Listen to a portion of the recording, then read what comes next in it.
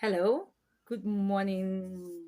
Okay, so my name is Ejuru Eduguru, and this is my page. I am here to talk about sickle cell, the genotype SS, living with it, and life in general.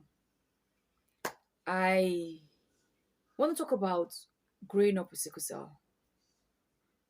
What are the things that, how did my friends treat me?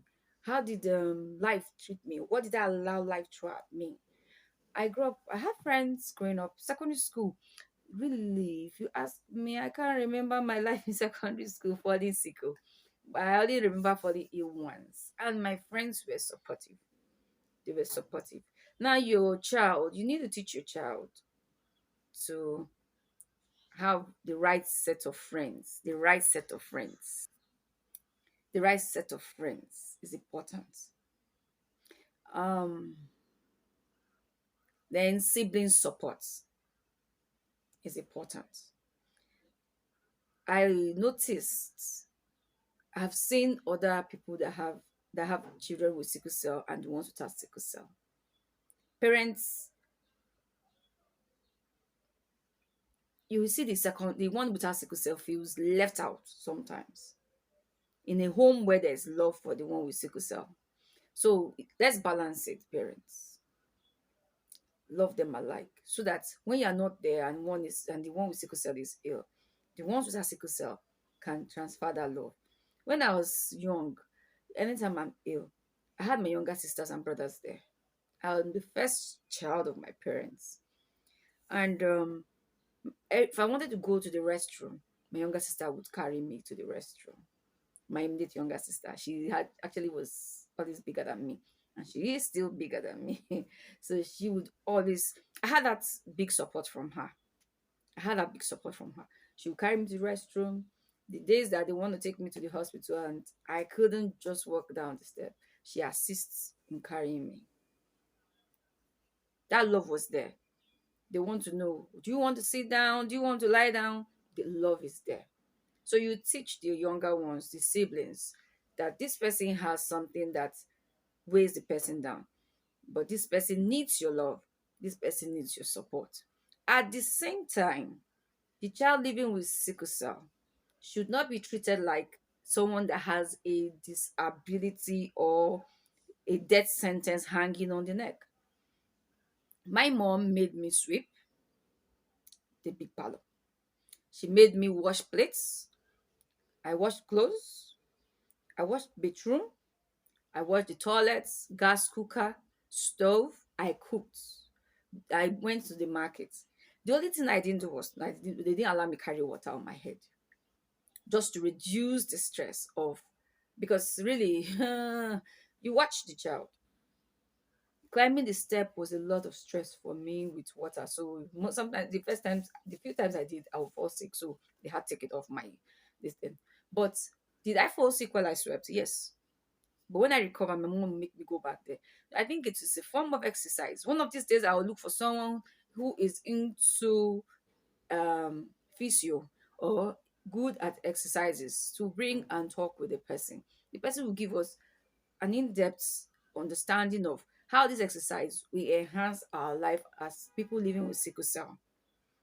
Because for me, it was a plus for me. Today, I'm a parent. I wash my children's clothes. In short, 9 months carrying of a child is work and was an exercise of its own. So I know when I say living with sickle cell, do you know that work? You would think you're stressing the child. Some people will say, why are you suffering this child? No, it doesn't suffer. It doesn't suffer. Those things translate into who your child will be later on. I went to the university in Delta State. My parents were in Lagos. Even though they wanted me to school in Lagos, I wanted to be far from them because I needed to learn a level of independence because I couldn't leave my father's front. I couldn't leave home. If I leave home, I will fall ill. Even if it was for a day, I could leave today, the next day I'm sick. But I needed to go as far as Delta State. I told my dad, I said I wanted to go far for school. I didn't want to school in Lagos. I didn't want to school at home, near home. I wanted to go out. I wanted to learn to break free. I wanted to not break free in a negative light. No, no, no. I wanted to learn to be independent.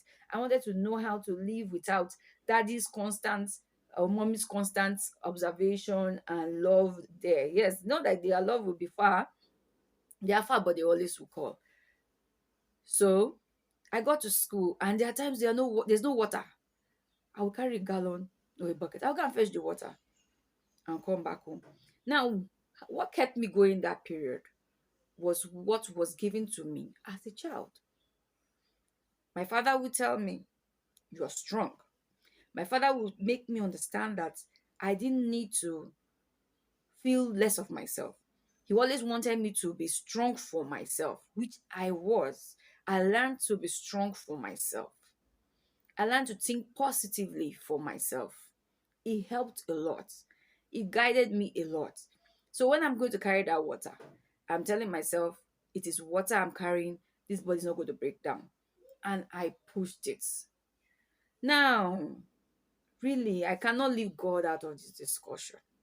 I can't, because that's the faith I have. That's who I serve. For some people, they don't believe in God, but they believe that there's a power somewhere. They say some people call it a force. Some people, the Muslims, have the name they call God, Allah, I guess. Now, you may not believe that. You don't want me to bring it spiritual, but I need to look at it from this aspect. That's the aspect I can come from. You can look at it as a force or something. Without Him, I had to speak with Him every now and then. I had to talk to God every day, every time. I tell Him what I wanted. People say they don't live long. God, I want to live long. God, they say they have a look. As a child, as in from primary to secondary, I knew I grew up a praying child because my mom would take me for prayer meetings in church. My dad will always pray with me. So I grew up a praying child. I'll speak the word into my life. I spoke into my life, into my health. Even when I am having a crisis, I am speaking into my life so that I get what I want. The Bible says, "Ask and you shall receive, seek, you will find, knock, the door will be opened unto you." So I told God what I wanted. So I carried the water sometimes in school just because I know I need water. It was a form of exercise for me. Now, there are times where because you have to understand your body. You have to understand your body language. What is your body saying to you? There are times I knew that if I carry that water, I'm going to break down. But there was no option, no other person to carry this water for me. I'm far from home. I'll carry the water and then I'll go and submit myself to the health center for treatments, which they will treat. And at the end of the day, I'll be fine. And I'm back to that water. It made me a stronger me. It made me a stronger person. It gave me a stronger resolve. Did my friends, and as time went on, people died. I miss my friends. Special shout out to her. Precious. I love you. Even though you are there in heaven, I still love you. Many died, but I didn't give up at life. I didn't give up. Did they give up? I'm not saying they gave up. Oh. Experiences, different things happen. Malaria came. Malaria took some things out of them. They did not notice on time. And when it was time for treatment, they gave up. But I I I would say I was just careful. But the times I was not careless. I was careless too, but I'd always run back to the hospital. I make sure I go to the hospital. Some people don't like hospital. They will tell you they don't like the hospital. Please, you cannot do it yourself. When you are down, you are down. Go to the hospital. If you know the drugs to take and you take it, you are not seeing any improvement, go to the hospital. The hospital is not saying death sentence. They will not kill you there. They make that mistake, so I'm not going to give them. Doctors make that mistake. But see, hold on to the God that you serve. Hold on to the God you serve. He will bring you out. He will see you through. And you'll be fine at the end of the day. You'll be fine at the end of the day. We're going to still talk on other things with time. Sickle cell and pregnancy, how I coped in pregnancy, I will tell you. Finding love. And then I will still bring my husband here. We will talk about it. I want to hear from them. What do they look for? How do you want to find a spouse as someone living with sickle cell? Then along the line, I will still bring people, my friends who have lived with it and are alive, and we'll share our experiences. It is nice talking with you. I hope that you're able to learn something. And if you have any questions, put it in the comment section. We will deal with it and I'll respond to you.